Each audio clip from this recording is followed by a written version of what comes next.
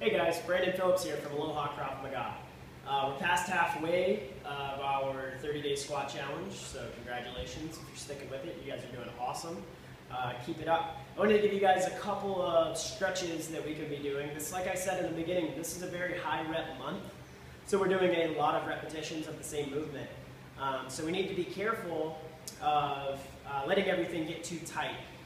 This is going to cause you guys to get tight quads and hamstrings, so if you're not really staying on top of keeping those loose, then what happens is muscles will start to pull in different ways, and your knees or certain ligaments, your hips can be compensating for everything pulling you out of line, right? So a couple of good stretches for you guys as we move forward. First off, I want to start out with sumo stretch, so your feet are outside of shoulder width. You're going to drop all the way down into a nice deep squat. Put your elbows on the insides of your knees, keep your chest nice and tall, and really drive your knees out. And you can sit right here and rock back and forth for a little extra stretch. That's a really good one for you guys to try.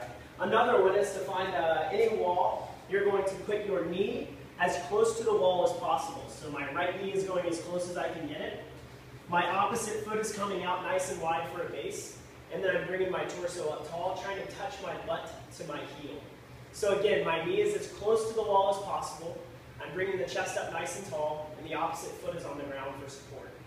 If you guys can't find that balance, it's probably because that foot is too close. So really don't worry about it, just send that foot out nice and deep to give you some good support. You're going to feel a great pull in your hip flexor in the front of the quad, and that is going to alleviate some of that tension. Another really great stretch, or a really great tool for stretching and mobility in general, is the foam roller. You can get these at pretty much any sporting goods store, Dick's Sporting Goods. I think Walmart might even have them. But you need to be hitting your foam roller 5 to 10 minutes every day, and this will change your life. What this does is it breaks up muscle tissue. So as we are working, we are tearing muscle and building new muscle. Well, that new muscle can tend to get pretty tight. So again, this is going to break up that muscle tissue, keep blood flowing, and keep tissue repair nice and active. So start out, you're going to sit down on the foam roller, if you have one at home. If not, go get one.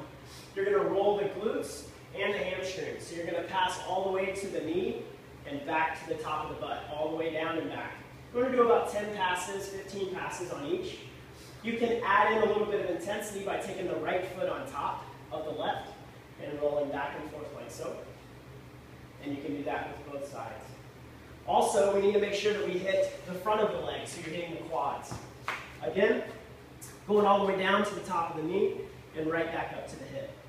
All the way down and up. I can change the way the angles of my toes are, so if I point my toes out, I'm now rolling the insides of the legs, right? And that's going to get you in the nice and loose in the groin and that vastus medialis, that inside of the quad here. Last but not least, definitely not least, probably the most important, is to roll the outside of the leg. This is the IT band, and this can really, really get tight. It's this big tissue that connects to the outside of the knee. If this gets tight, everything is going to start to pull in weird ways. So if you've really been experiencing some mild to medium knee pain lately, it's probably because you have a really, really tight IT bands on both sides. So for this one, you're going to have your hand on the ground, you're laying on the foam roller on the side, and you are rolling all the way from the hip to the knee, just like so. Going back and forth, nice smooth passes. All right? We're almost to the finish line, guys. Keep your bodies in check. Make sure that you're paying attention to your form. A lot of times, whenever you guys start to get tired, what I've noticed from our students in class is everybody squats, but they're not supported in their midline. Being supported in your midline is super important. We have to stay tight in the abs so that everything is loaded correctly all the way down. What I mean is whenever I squat and everything is supported, my knees are ready to take the squat, right? And then I stand up. Whenever you get tired and you do what I call the gorilla squat, it looks like this. And you just kind of collapse around, where your body's not really supported and your joints aren't supported either. So it's going to cause that knee pain. So really stay tight in the midline, think about driving the knees out wide, and stay nice and loaded in the legs every single time you squat. It's going to get you better results, it's going to keep you safer, and we're almost there, guys. Keep working.